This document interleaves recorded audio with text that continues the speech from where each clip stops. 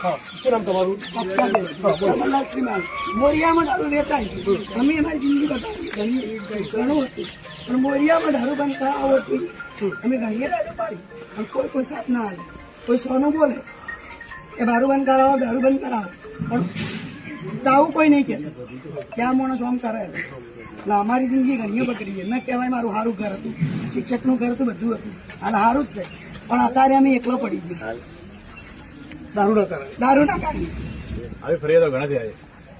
ઘણી હતી પ્રોપર્ટી. અમને બધાને ખબર. મારા સસરા 1 માસ્તર હતા. દારૂ તો બંધ કરાવવો જોઈએ. અને તમારા જેવા ધારાસભ્યની આ તાલુકામાં નહીં, જિલ્લામાં, દેશમાં જરૂર છે. તમારા હાથે અમે જવાબ આપીશું.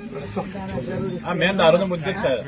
બોલવાનો હું બોલે નહીં, કોઈને ડરવાની દારૂ આવે ને એ બોલું દારૂ આવે ને એને બોલવાનું. ભાઈ બધા મદદ કરીશું ને આપણે બેનની.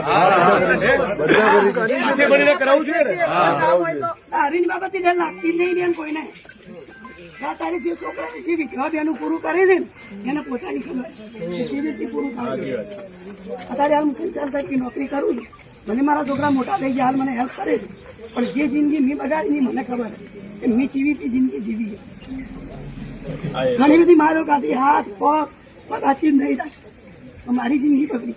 ત્યારે ભગવાનની મહેરબાની, પણ મારા જેવું કોઈ પહેરું સહન ના કર્યું. આપણે ગરીબ થઈને રહી માર ખાઈ ખાઈ. આ રિયાલિટી છે. અને મા બાપ ની ઇજ્જત ખાતર રહી લાવી ગયું. છોકરા હોય, છોકરા મૂકીને જો જતી રહી.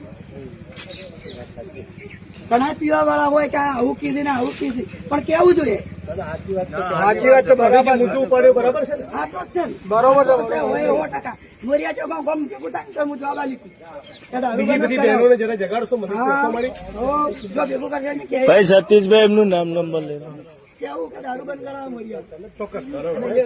આ શાંતિ થી આ